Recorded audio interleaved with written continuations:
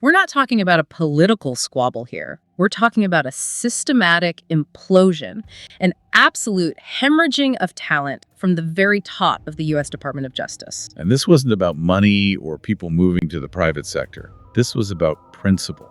In February 2025, you had career federal prosecutors, people with decades of service, simply walking away. They chose to abandon their careers rather than carry out an order they saw as a complete violation of their oath. And it immediately got a name, a really chilling one, the Thursday Night Massacre. You can't hear that name and not think of Watergate. It's an intentional comparison. To the 1973 Saturday Night Massacre, right?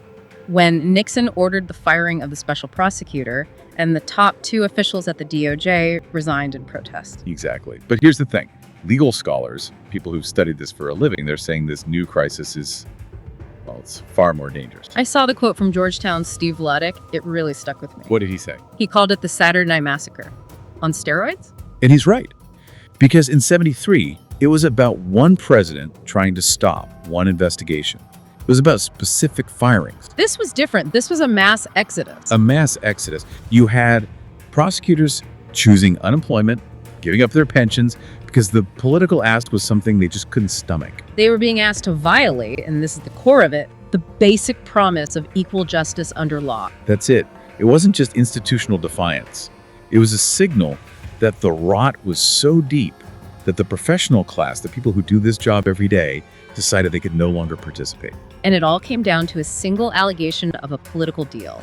A quid pro quo orchestrated right from the top. Okay, let's drill down into that because the specifics of this case are just staggering. It was the catalyst for everything. It all revolves around the federal corruption case against the mayor of New York City, Eric Adams. And this wasn't some minor charge. He was indicted back in September 2024 on 5 federal counts. Serious ones. Bribery, wire fraud. This was a massive case being handled by the Southern District of New York, the SDNY. Which has a reputation for being fiercely independent. They call it the Sovereign District of New York for a reason. They do. And the pressure came down hard in February 2025. It came in a memo from the acting U.S. Deputy Attorney General, a man named Emil Bova. And Bov's background is, well, it's pretty critical here. It's everything. He had previously been President Trump's criminal defense attorney. Now he's in one of the most powerful positions at the DOJ. So what did his memo say? It was a direct order to the head of the SDNY, Danielle Sassoon, to dismiss the indictment against Adams immediately. And the justification for dropping a major public corruption case. This is the truly stunning part. It had nothing to do with the evidence, nothing about a flawed investigation or legal problems. So what was it? The memo claimed the prosecution unduly restricted Mayor Adams' ability to focus on 2 federal policy priorities. Which were? Combating illegal immigration and reducing violent crime. The memo even said the case improperly interfered with his upcoming re-election campaign. Wait, so the argument from the Justice Department was that the political usefulness of a mayor facing corruption charges outweighed the need to prosecute those charges. That is the principle they were articulating. That one set of federal priorities, immigration policy, somehow cancels out another, which is fighting public corruption. It's just jaw-dropping. I'm sure they tried to cover their tracks on that. Oh, they did. Bove put a footnote in the memo explicitly saying, we are not offering to exchange dismissal of a criminal case for Adams' assistance. A flat denial of quid pro quo. But the prosecutors on the ground, they saw right through that. Immediately. They saw it for what it was. A smokescreen for a political bargain. And that brings us to Danielle Sassoon. The acting U.S. attorney who received the order? Yes. She refused. She refused the order and she resigned on the spot. And what's so significant about her, ideologically speaking? Well, this wasn't some partisan attack from a political opponent. Danielle Sassoon is a registered Republican. She's a member of the Conservative Federalist Society. So her objection wasn't political? It was purely ethical. In her resignation letter to the Attorney General, Pam Bondi, she was incredibly direct. What did she say? She said Bove wanted the case dropped for reasons having nothing to do with the strength of the case and for explicitly political reasons. She saw it as a violation of her oath. A fundamental breach of a prosecutor's duty to pursue crimes without fear or favor. That's the bedrock principle. And she laid out the quid pro quo allegation very clearly. She did. She claimed in her letter that Adams's own lawyers had repeatedly urged what amounted to a quid pro quo. They made it clear that Adams could only help with federal immigration priorities if the indictment was dismissed. It wasn't implied, it was an explicit bargain. An explicit bargain. And to show how serious this was, Sassoon made a really shocking comparison. What was that? She compared this deal-dropping charges against a U.S. mayor for policy help to the hugely controversial prisoner swap that freed Victor Bout. The Russian arms dealer, the merchant of death. The very same. She was saying that the political calculus was the same. That trading a defendant for political gain, whether it's an international arms dealer or a domestic politician, violates everything the Justice Department is supposed to stand for. It violates, as she put it, common sense beliefs in the equal administration of justice. And the Justice Manual and the Rules of Professional Conduct, basically she said they were being asked to be political negotiators, not prosecutors. And it gets worse. There was an allegation of an actual cover-up. Yeah, this part is straight out of a movie. Sassoon noted that in a key meeting on January 31st, Deputy AG Bove actually admonished one of her team members for taking notes. He told them to stop writing. And then later, he had the notes collected. Wow. I mean, that is a massive red flag. That's someone who knows the conversation is improper and is actively trying to erase the record. It's the classic move. And the retaliation against Sassoon was just as swift. She offered to resign if the order wasn't withdrawn. And Bove just accepted it the next day, preemptively. He did. And then he went on the attack, accusing her of insubordination and apparent misconduct. He basically argued that her duty was to the administration's policy, not the Constitution. He actually said, "In no valid sense do you uphold the Constitution by disobeying direct orders implementing the policy of a duly elected president." Right there. That's the whole ideological battle in one sentence. Yeah. Is the DOJ an instrument of presidential policy or an independent enforcer of the law? The administration was making its position very, very clear. Loyalty first. Loyalty first. And they made an example of anyone who disagreed. Bove even attacked Sassoon's predecessor for writing an op-ed after he resigned and put 2 other prosecutors on the case on leave. The message was unmistakable: fall in line or we will ruin you. And this wasn't just happening at the SDNY. The crisis spread through the department. It did. Hagen Scotton, another top prosecutor there, also resigned. But the real shockwave came from Main Justice, from DOJ headquarters. From the Public Integrity section. Yes. 5 career prosecutors from the Public Integrity section resigned at the same time, rather than go along with this. And you have to understand what that section does. Their entire job is to investigate and prosecute corruption among public officials. Federal, state, local. That's all they do. So when the people whose entire professional lives are dedicated to public integrity walk out the door in protest, It tells you the system is fundamentally broken. It was an institutional collapse. Former U.S. Attorney Barbara McQuaid gave them a name that really stuck. the Valentines Day 7. The Valentines Day 7, for the 7 high-level officials who were either fired or resigned in this whole affair. This whole mess eventually lands in front of a judge, right? U.S. District Judge Dale Ho. Yes, and he seemed to recognize immediately that something was deeply wrong here.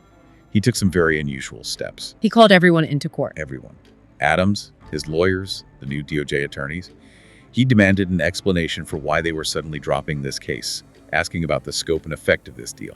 I'm guessing Adams's lawyers denied the quid pro quo. Of course. They filed papers saying Adams never offered anything to the department. But Judge Ho had a problem. What was that? The prosecution and the defense were now on the same side. They both wanted the case dismissed. There was no one arguing the other side. No adversarial process. Exactly. And the entire judicial system relies on that adversarial process to get to the truth. So Judge Ho did something really creative and really important. He appointed an amicus curiae. A friend of the court. He brought in Paul D. Clement, a very well-respected conservative lawyer, to argue against the dismissal. To fill that gap. To fill the gap, because as Judge Ho wrote, there had been no adversarial testing of the government's position. It was a move to restore some semblance of integrity to the process. And that all led up to his final ruling in April 2025. A ruling that was just a powerful, direct condemnation of the whole affair. He did grant the motion to dismiss the indictment, but he did so with prejudice. And that phrase is key. Dismissing with prejudice means the charges can never be brought again. Never. It's final. He was taking the case off the table forever, for any future administration. His written opinion was just devastating. He went right at the DOJ's justifications. He did. The DOJ claimed the original prosecutors had created appearances of impropriety. Judge Ho said that was unsupported by any objective evidence. He found there was, and I'm quoting here, no evidence, zero, that they had any improper motives. He called the DOJ's whole rationale not just thin, but pretextual. Basically, a lie, a cover story. He said their claim of election interference was nonsense and that the whole thing was political maneuvering. And then he got to the heart of the matter, the threat to the rule of law. This was the crucial finding. He said the Justice Department could not provide a single example in all of American history of dismissing charges against an elected official to enable the official to facilitate federal policy goals. It was completely unprecedented. Manufactured out of thin air for this specific political purpose. And Judge Ho concluded that this meant public officials may receive special dispensation if they are compliant with the incumbent administration's policy priorities. Which, he wrote, violates the basic promise of equal justice under law. It's the most damning assessment you can get from a federal judge. He was saying the executive branch was creating a system where justice is for sale, not for your money, but for your political loyalty. So his decision to dismiss with prejudice was actually a defensive move. A brilliant one. He was worried that if he just dismissed it normally, the administration could hold the threat of refiling the charges over Adams's head forever. Keeping him compliant. Exactly. Making his freedom depend on his ability to carry out the immigration enforcement priorities of the administration. By dismissing it with prejudice, Judge Ho broke that chain of leverage. He freed the mayor from being, as he put it, more beholden to the demands of the federal government than to the wishes of his own constituents. And what was the response from the White House to this judicial rebuke? Oh, complete denial, of course. President Trump said, "I know nothing about it." But in the same breath, Tried to downplay the whole crisis by saying the prosecutors who resigned were going to be gone anyway. which was just false. Danielle Sassoon had been appointed by his own team. It was completely false. Yeah. The contradiction just laid bare the cynicism of it all. They weren't even trying to make their story consistent. The reaction from the legal community, especially from former DOJ officials, was just one of horror. It was. The descriptions were jaw-dropping, shocking. One former senior official said it was the most dire crisis that current attorneys of the Department of Justice have ever faced in a modern era. Because it's one thing to have political appointees change, that's normal. But when the career people, the institutional bedrock, start walking out because they feel the place has become ethically compromised, that's a sign of a much deeper sickness. And this wasn't just isolated to the DOJ. We saw a parallel process happening at the FBI. We did. Yeah. In August 2025, there was a purge of 5 veteran FBI agents. Again, not normal turnover. These were senior people. Brian Driscoll, who had been an acting FBI director, Stephen Jensen, head of the Washington field office. Huge, powerful positions. And their lawyer, Mark Zaid, called it a despicable purge. Targeted for political reasons? He said it was for vindictive political purposes. The suspicion was that these agents had been involved in some way with investigations related to the former president or to January 6th. And the consequences for them were brutal. Summarily fired, often losing their full pensions. Given almost no explanation, it was a message. And Senator Mark Warner made the point that this has real-world security implications. It absolutely does. When you purge experienced agents for doing their jobs, not for towing a partisan line, you weaken the entire agency. It weakens our defense against everything from violent crime to foreign threats. Right. Because expertise is replaced with loyalty, and loyalty can't solve complex cases. Right. But we have to zoom out even further because this talent drain, this crisis of confidence, it's happening everywhere. The broader prosecutor vacancy crisis. Exactly. It's hitting federal and local prosecutors' offices all across the country. And the data is really alarming. There's been a major cultural shift in law schools. A huge one. Especially since the murder of George Floyd in 2020. You have a whole generation of young lawyers who have been taught that if you want to work for justice, you have to be a defense attorney. That the system itself is the problem. That it's fundamentally flawed, racist, built on mass incarceration, and that to participate as a prosecutor is to be complicit in that. People who are prosecutors now say they get asked, how can you be a prosecutor? The stigma is real. It's pervasive. And reports suggest law schools themselves do not promote prosecution as a career anymore. It's seen as morally ambiguous at best. So the pipeline of talent is just drying up. It is. And you see the results in the vacancy numbers. They are astronomical. Up to 60% vacancy in St. Louis, 27% in Hidalgo County, Texas, 18% in Cook County, Illinois. These are massive offices. And that kind of understaffing has consequences that I think are, well, they're counterintuitive. It doesn't just mean criminals go free. No, in a tragic way, it can be the opposite. It can be incredibly punitive, especially for people who are innocent. How does that work? Well, an overworked prosecutor has to triage. They can only focus on the most serious cases, the ones going to trial right away. Yeah. So the weaker cases, the ones that probably should be dismissed, they just sit on the back burner. Meaning the prosecutor doesn't have time to review the file properly and realize there's no case. Right. And while that file is sitting there, the defendant, who might be completely innocent, is also sitting there, Languishing in jail. languishing in jail for weeks or months longer than they should, all because the system is too clogged and understaffed to process their innocence. And the workload also leads to more mistakes, specifically Brady violations. This is a huge problem. Mm-hmm. So a Brady violation, to be clear, is when a prosecutor fails to turn over evidence that is favorable to the defense. The Constitution requires them to do that. But it's hard to find that evidence if you're drowning in paperwork. Think about the amount of data in a modern case. Body cam footage, cell phone data, social media records. It's an ocean of information. An overworked prosecutor handling hundreds of cases simply doesn't have the time to go through all of it with a fine-tooth comb. They can't spot the exculpatory evidence. They're just trying to meet deadlines. They become document pushers instead of investigators of the truth. And it's not always malice. It's systemic burnout leading to systemic injustice. The talent drain makes the whole system less effective and fundamentally less fair. So when you look at the Thursday Night Massacre, it's clear this wasn't some random event. It was the predictable outcome of a long-term trend. Absolutely. It's the culmination of a decades-long project to dismantle the idea of nonpartisan law enforcement. There was a blueprint.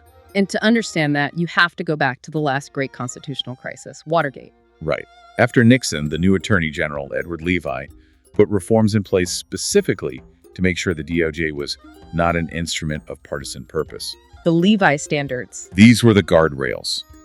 Strict rules limiting contact between the White House and the DOJ on specific cases, designed to create a firewall and protect prosecutorial independence. But those guardrails, which were mostly norms and traditions, have been systematically torn down. They have. The prior administration really normalized the idea that the DOJ should be a political weapon. Yeah. You saw reports from groups like Searle and CRO that detailed the pattern. A pattern of rewarding friends and punishing enemies. Exactly. You had interventions to help political allies like Roger Stone and Michael Flynn. And on the other side, retribution against people like Michael Cohen. And, even more chillingly, using the DOJ's surveillance powers to secretly get the phone records of journalists and political opponents in Congress. Essentially using the federal government to spy on your enemies. It's a textbook authoritarian move. And the legal theory that underpins all of this, the justification for it, is something called the unitary executive theory. We need to define that because it's the intellectual cover for everything we've been talking about. The unitary executive theory argues that because the Constitution gives all executive power to the president, they must have total unchecked control over every part of the executive branch, Including the Department of Justice. including the DOJ. The theory says the president has the absolute right to direct, hire, and fire anyone for any reason. So a prosecutor's duty isn't to the law or the Constitution. It's to the policy goals of the president. That's what Emile Bovo was arguing to Danielle Sassoon. It's the exact same logic. It's the theory that gives a president the perceived right to fire a special counsel to obstruct justice, for instance. It centralizes all power in one person. And if those past abuses had been met with real consequences, we might not have ended up here. This is the failure of accountability. It's a huge part of the story. Yeah. Historically, in the U.S., we are very, very reluctant to hold senior officials accountable for abuses of power. The policy is always look forward, not back. And even in the big exceptions, like Watergate or Iran-Contra, they were mostly followed by presidential pardons. So the precedent is set. You can get away with it. This lack of accountability ensures that the blueprint for abuse is always there, waiting for the next administration to pick it up. And we've seen how this damages the very idea of law itself. The example of the OLC torture memos is so telling. It is. The Office of Legal Counsel is supposed to be the legal conscience of the executive branch. During the Bush years, they wrote these memos to create a legal justification for what most of the world calls torture. And even though the memos were withdrawn years later, the damage was done. The damage was done. They used the trappings and language of law to justify violating the law. And that teaches officials a terrible lesson. That if you can get a lawyer in a powerful office to write a memo giving you cover, you can operate outside the law. And then we reward the people involved. Gina Haspel being confirmed as CIA director despite her alleged role in all of that. That's the signal. It tells everyone inside the system that professional ethics and adherence to the law are secondary. Political expediency is what gets you promoted. So if the old norms, the Levi standards, are dead, what's the path to reform? How do you rebuild those guardrails? The consensus is that norms aren't enough anymore. They have to be replaced with hard statutory rules. You have to codify independence. Exactly. One big proposal is to give U.S. attorneys fixed, staggered terms. So they couldn't just be fired by a new president for political reasons? Right. They could only be removed for actual cause. This would create stability and break the cycle of a new administration coming in and just wiping the slate clean. You'd also need stronger protections for oversight bodies, Yeah. inspectors general, special counsels. Absolutely. The power to hire and fire should not include the power to obstruct justice. You need rules that say IGs report to Congress, so their findings can't just be buried by the White House. And finally, to prevent another Eric Adams situation, you'd need strict recusal rules. This is probably the most critical part. There must be a bright-line statutory rule that says political appointees at the DOJ have to step away from any case involving the president's family, his businesses, his campaign, or his political enemies. You take the discretion out of it. You take it out completely. You make it law so that decisions on who to investigate and who to prosecute are based on the facts, not on who you know or who you voted for. That's the only way to sever the leverage that was at the heart of that quid pro quo. When you take a step back, the story of the Thursday Night Massacre is just chillingly clear. It wasn't an accident. It wasn't a mistake. No, it was the logical endpoint of a long process. The process of replacing the nonpartisan application of the law with a system based on pure political loyalty. Judge Daleho's opinion really stands as the definitive text on this crisis. He saw exactly what was happening. He did. He warned that when you start granting special dispensation, a kind of political get-out-of-jail-free card based on whether someone is compliant with the president's agenda, The whole system of equal justice just collapses. it sets a terrifying precedent that if you are a powerful political actor, you can essentially trade your policy support for immunity from prosecution. Justice becomes a commodity. And what's so alarming is how fragile the whole framework is. We've seen the playbook now laid bare for everyone. You appoint the loyalists, you attack and purge the career professionals who believe in the institution, and then you turn the full power of the DOJ and the FBI into tools for your own political ends. Which leaves us with a really fundamental question about the future of the American legal system. It does. In a system that relies so heavily on the personal and ethical integrity of thousands of public servants, can it actually withstand these repeated, intentional efforts to politicize it from the top down? Or have we reached a point where that culture of politicization has created a permanent breakdown, where career officials simply can't protect the Constitution anymore? And the answer to that question will really determine whether the rule of law in America remains a living principle or becomes just another historical artifact.